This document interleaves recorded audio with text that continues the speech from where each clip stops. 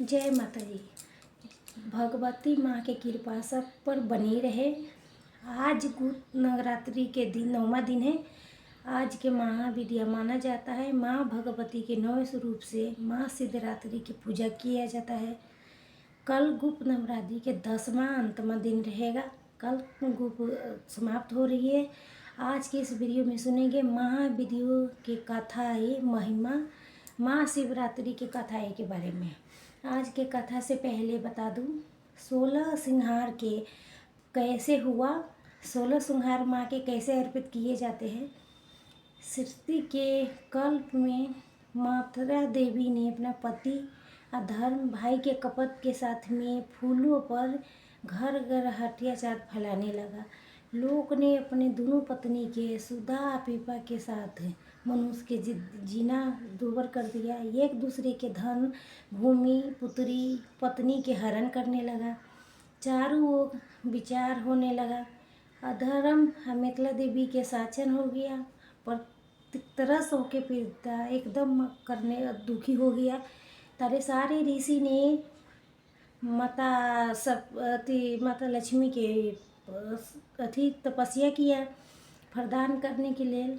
भूतल पर धर्म के अतिश पर अधर्म के नाश करने पर माता रानी ने अंश रूप में शरीर से अग्निदेव को, पत्नी सुहा देवी के, यज्ञ देव दीक्षा देवी के, दक्षिणा देवी के, पितृदेव उसके सुधा देवी को, पुण्य देव उसके पत्नी के प्रस्ता देवी के, सुशील देव उनके उसके पत्नी के शांति को, लजा देवी के, ज्ञान देव उनको पत्नी के, बुद्धि देवी के, मेधा देवी के, धरती देवी के अपना शरीर से उत्पन्न किया। धर्म मिथिला देवी के सब समाप्त किया, आदेश दिया। उसके हजारों वर्ष तक बहुत लड़ाई चला। लड़ाई होने मिथिला देवी के कोई भी हरा नहीं पाया। मिथिला देवी के माता परमेश्वरी ने अपने शरीर से पुनः देव उनके पत्नी के, सदा देवी के, भक्ति देवी के, उबाई देवी के, उनके पत्नी के, स्वस्थ देवी के, मोह देव के, उनके पत्नी दया देवी के, सुख देव उनके पत्नी के, प्रीति देवी के तथा रुद्र के, कलावली देवी के अपने शरीर से उत्पन्न किया।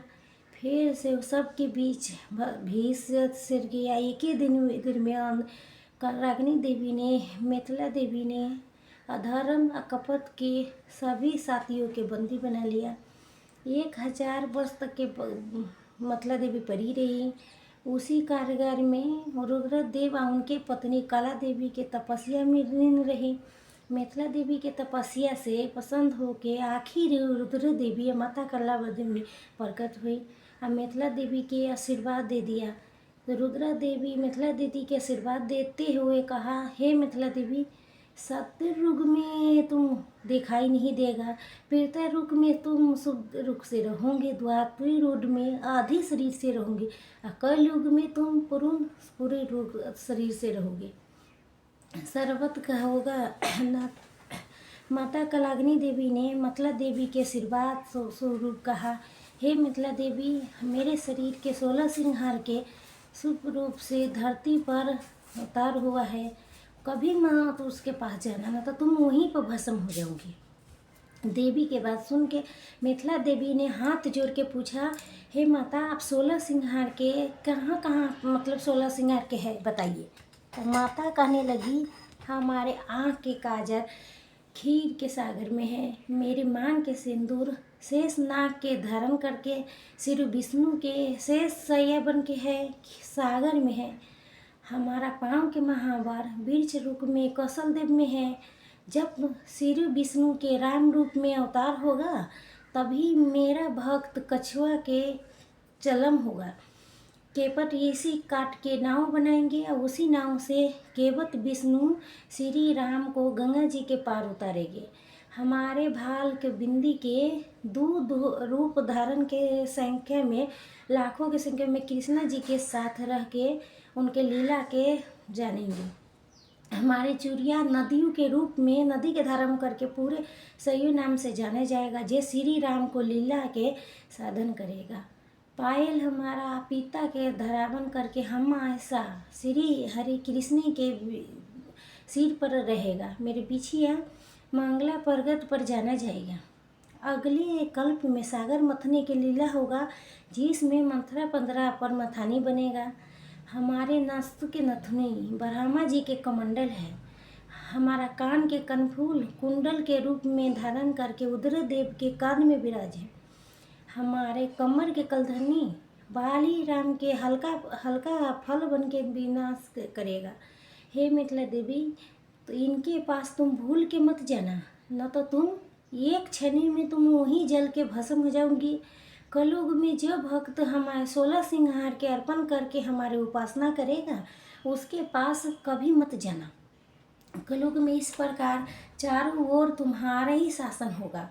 मिथिला देवी के ऐसा वरदान देके माता और रुद्र देव वहीं अंतर ध्यान हो गया। अब सुनिए महाबीती की कथा। गुप्त नवरात्रि के 9वें दिन माता विद्या के विधान है और माँ मतंगी के 9वीं विद्या है। मान्यता के हिसाब जो व्यक्ति गुप्त नवरात्रि 9वें दिन महादेव विद्या के पूजा अर्चना करता है, उसका सभी कष्ट से दूर हो जाती है। महाविद्या माता के भक्तों के सारे कष्ट के दूर करके उसके सौभाग्य के वरदान देती है। माँ विद्या देवी ने वाणी या संगीत के देवी माना जाता है, इसलिए खास तौर पर सिंह से कला से लोग के महाविद्या के पूजा करनी चाहिए। इसके अलावा उसका कमंडल देवी भी माना जाता है। इस शास्त्र के अनुसार महाविद्या माता के पूजा करने से बहुत लाभ होता है। घर में कभी बुरा चीज़ नहीं आता है, सब अच्छे अच्छे होने लगता है।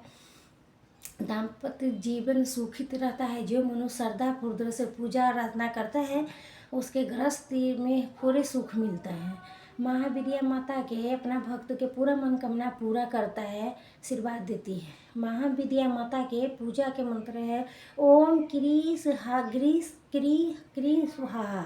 सच्ची मन से जाप करने से सारे सुख की प्राप्ति होती है। शास्त्रों के अनुसार माता के शिव के एक नाम है। भगवान शिव के अधिदेवी अधिशक्ति माता ही है, मातंगी है। शाम है देवी माता के अपने माते चंद्र देवी के धारण करते अपने माथे पर। राक्षस के वर्धन करते है, रूप किया है, धर्म किया है। माँ लाल कर्ण के वस्त्र पहनती है महाविद्या ही।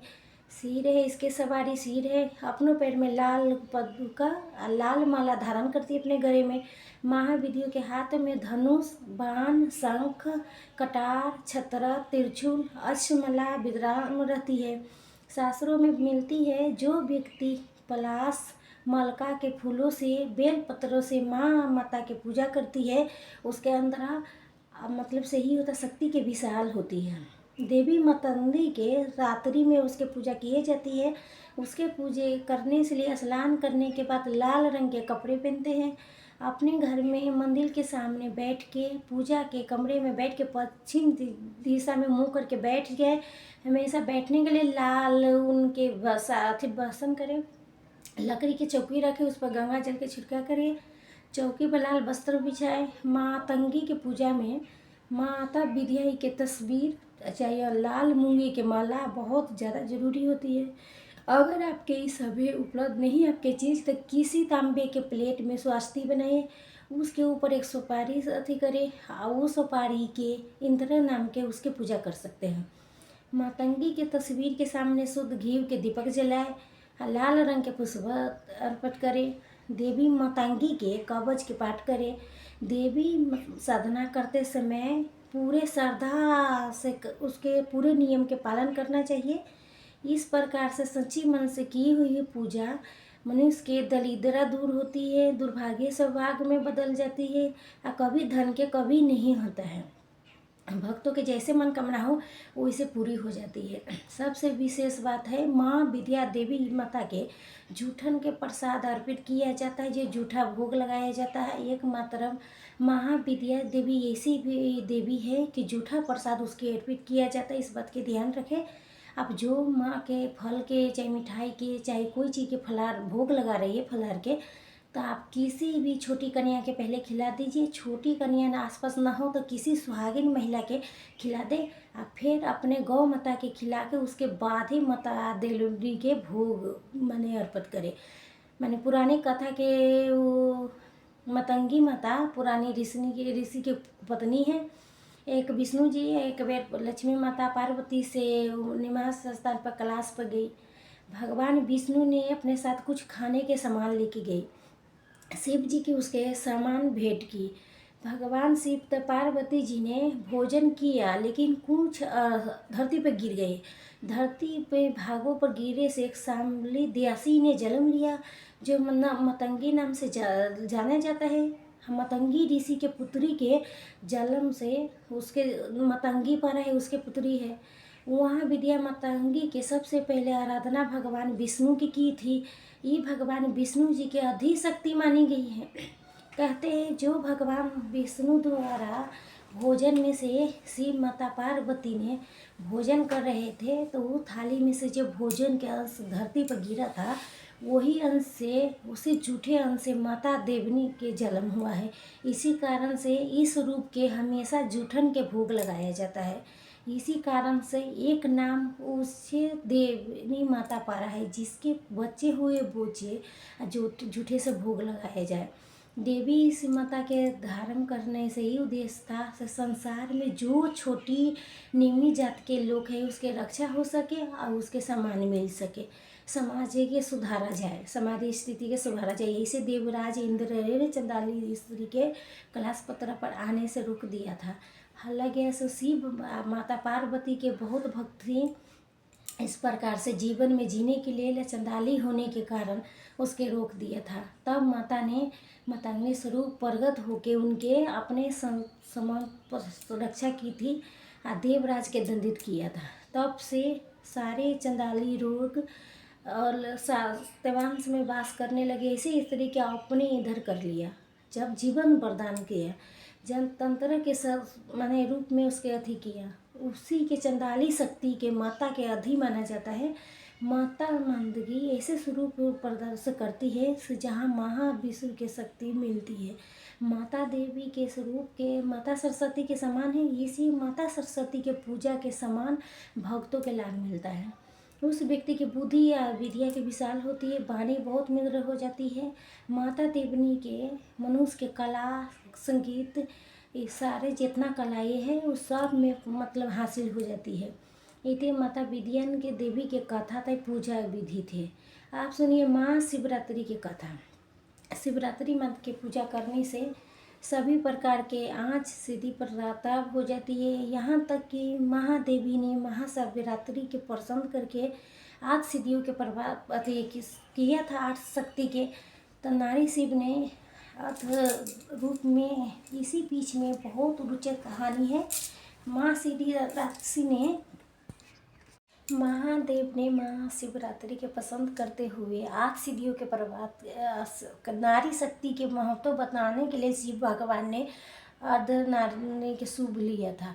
बहुत रोचक कहानी है इसके पीछे। महाशिवरात्रि से मतलब है महा जी के गणों में एक बरंगी ऋषि है। एक महान भक्त में बरंगी के नाम अमर है।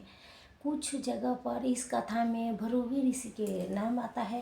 कहता है न जहाँ शिव भगवान होंगे वहाँ गणेश जी, नंदी, संगी, बंगी, वीरभद्र के वास अवश्य होगी। शिव शिवा के साथ में ही गण भी जरूर चलते हैं। ये सारी गण के बारे में बहुत कहानी है। जैसे कि प्रजापति दस के अति करने के लिए बस नष्ट करने के लिए श्री माँ पार्वती गणेश जी के उत्पन्न किया, जो शिव जी के अति धुन में नंदनी है। शिव जी के रूप में जन्म लेके सारी कहानी तो बहुत सुने होंगे, लेकिन क्या प्रभु गण वर्दुन की कथा सुनी है? नहीं सुनी है तो चलिए आपके सुनाते हैं। आप सब पर महादेव के जगत जननी के माँ अम्बे के कृपा सदी बनी रहे। भृंगी के 3 पैर कैसे हुए, इसके पीछे कथा शुरू है। बताती है वो माँ और शंकर के बीच के प्रेम कितना गहरा है। वो दोनों वस्त्र में एक ही है। दरअसल भंगी के एक चित्र के काम सदाशिव जगदम्बा को धरना के रूप करना पड़ा। शिव धूप के सदा चरणों में अति प्रिय थे उन्हें सपने में भी भगवान शिव को अदरी कभी के ध्यान नहीं किया था। सपनों में उसी के ध्यान करता था। जगत जननी माँ पार्वती की भी हमेशा सदा शिव से अलग ही मानती थी, केवल भगवान शिव के पूजा आराधना करती थी। ऐसे शिव चरणम केवल भक्ति में हमेशा रहती थी। उनके बुद्धि स्वीकार नहीं कर पाती थी शिव जी या पार्वती में कोई भेद नहीं है, एक ही है। एक बार सारा शिव के पर तो बरंग ऋषि ने कैलाश पर अपना आराधना के परिक्रमा करने पहुंचा। वहाँ हमेशा के तरह महादेव के बाएं जगह पर अधिशक्ति जगदम्बा बैठी रहती थी। महादेव समाधि में लीन थे, माँ जगदम्बा चैतन्य में थी। जगदम्बा जी के नेत्र खुली तब ब्रह्म आए थे शिव जी के परिक्रमा करने।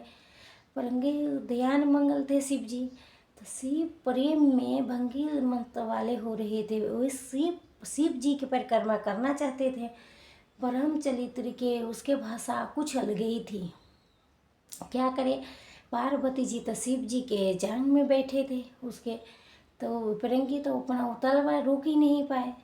साहस इतना बढ़ गया कि उन्हें जगदम्बा देवी से अनुरोध कर दिया, तो मैं शिव जी से अलग होके बैठे ताकि मैं शिव जी की परिक्रमा कर सकूं। देवी जगदम्बा समझ गई ये है तो तपस्वी, लेकिन इसका अब तक ले ज्ञान ही नहीं हुआ है कि अब तक ले अधूरा ज्ञान प्रताप हुआ है। इसलिए भृंगी के अंतुर गुरु के देवी जगदम्बा ने अनुसंधान कर दिया। तभी तो हट में थे, कुछ भी सुनने समझने के लिए नहीं थे।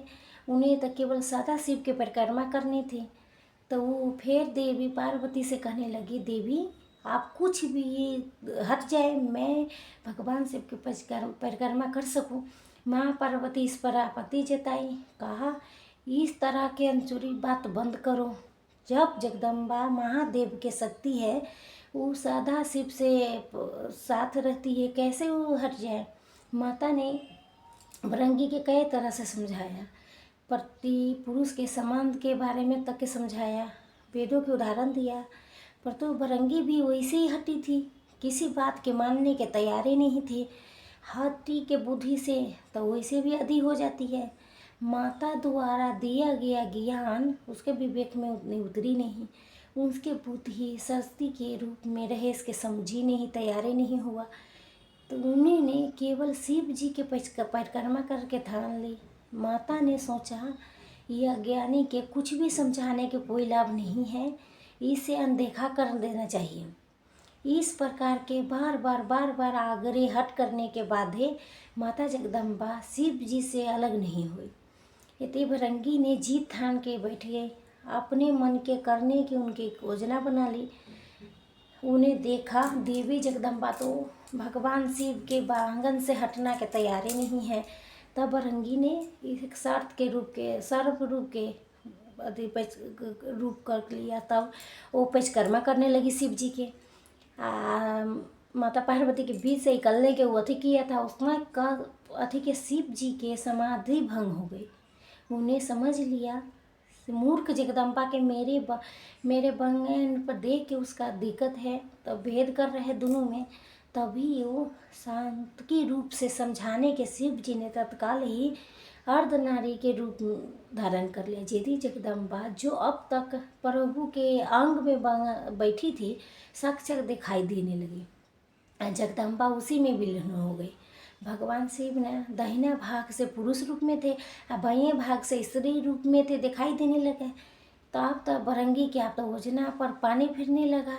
हटी के भगवान से ऊपर जाने लगता है, हटी भृंगी ने इतना सब कुछ देख के इतने पर भी भृंगी की हिम्मत नहीं हारी, अपने हट नहीं छोड़ी। उन्हीं ने बस शिव जी के परिक्रमा करनी थी। अपनी इज्जत जिद पूरी करने के लिए सोचा एक दिन और प्रयास करके दिखाता हूँ। उन्हीं ने अब की बार भी हिम्मत नहीं हारी, अपने जिद पूरा करने के लिए एक मूर्ख बन के प्रयास किया। अमकी बेर भृंगी ने एक चूहे के रूप में धारण किया। चूहे के रूप में प्रभु के अर्धनारी के रूप में कुतर के एक दूसरे से अलग करने की कोशिश में जुट गई। आप तो हद हो गई थी। शिव भक्त भृंगी के देख के सहन करते जगदम्बा देवी के धैर्य आज खत्म हो गया। उन्होंने भृंगी के श्राप दे दिया, हे भृंगी, तुम सृष्टि के आधि नियम के उल्लंघन कर रहा है। तुम्हें अगर मात्रा शक्ति के समान करने में अपना हक समझता है तो अभी तुम इसी समय तुम्हारा इस माता के अंश अलग हो जाएगी तेरे शरीर से। इस श्राप सुन के स्वयं महादेव ने व्याकुल हो गई। भृंगी की बुद्धि तो भले ही हार गई थी, लेकिन महादेव जानते थे इस श्राप के मतलब कितना गंभीर है। शरीर के विज्ञान के तलूट के अनुसार इंसान के शरीर में स्थैया और पूरे पिता से मिलती है, जबकि रथ मांस माता के अंश से प्रताप होती है।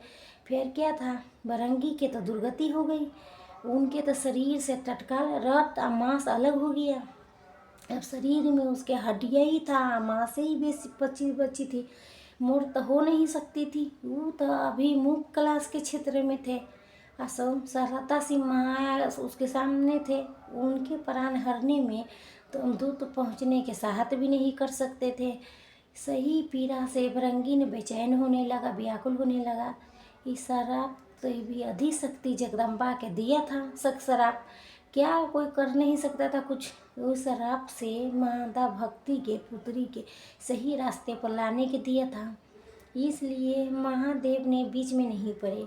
इस श्राप को लाभ यही हुआ था, भृंगी ने बहुत सब पीड़ा में रह गया। पितृशक्ति किसी भी सूरत में माता शक्ति से परे नहीं है। माता पिता मिल के शरीर के निर्माण करते हैं, इसलिए माता पिता दोनों पूजियन हैं। भृंगी ने इससे सबीर पीड़ा में तपते हुए जगदम्बा के रति प्रार्थना करने लगी, माता तो तुम तुरंत उन पर कृपा की, फिर उनके पीड़ा दूर किया। माँ जगदम्बा ने अपना श्राप ऊपर ले ली। धन्य थे भक्त भृंगी, उन्हें माता को श्राप लेने से रोक दिया। भृंगी ने हाथ जोड़ के कहा, माता मेरी पीड़ा दूर करते ही आप मेरे ऊपर बहुत कृपा की, लेकिन मुझे इस रूप में रहने दीजिए। मेरा ये स्वरूप संसार के उदाहरण होगा। इस सृष्टि में कोई मेरे तरह भ्रम के शिकार न हो। माता और पिता को एक दूसरे से अलग समझने के भूल कभी न करे। ये इतना प्रसाद किया था माता कि मैंने मेरे ऊपर कृपा किया। मैं अब एक जीवन उद्धार बन के आपके सिर्फ आसपास रहूँगी। भक्त भृंगी की बात सुन के महादेव और देवी जगदम्बा ने दोनों ने बहुत खुश हुए। अर्धनारी रूप में माता जगदम्बा और पिता महादेव ने तुरंत भृंगी के अपना गलों में स्थान दे दिया। भृंगी चलने फिरने में समर्थ हो सके, उसी ने तीसरा पैर भी दे दिया। तीसरा पैर से वो अपने भार को संभाल के भगवान शिव के देवी माता पार्वती के साथ साथ चलते हैं। अर्धनारी के रूप में शिव ने कहा, हे भृंगी, अब से तुम सदा हमारे साथ रहोगे। तुम्हारा उपस्थिति में इस जगदम्बा के लिए हर जीव में जितना अंश पुरुष है, जितना ही अंश नारी भी है। नारी पुरुष में भेद करने वाला के गति तुम्हारे जैसे हो जाती है। पुरुष और स्त्री मिल के आसन करके आगे बढ़ाती है। अंश के रहते हुए सिद्ध करने के लिए मैंने अर्धनारी के रूप लिया है। स्त्री पुरुष दोनों के अपना स्थान, अपना अस्तित्व है। इसी ने नकारने वाले के शिव और शिवा ने दोनों ने किसी की कृपा कभी नहीं मिलेगा।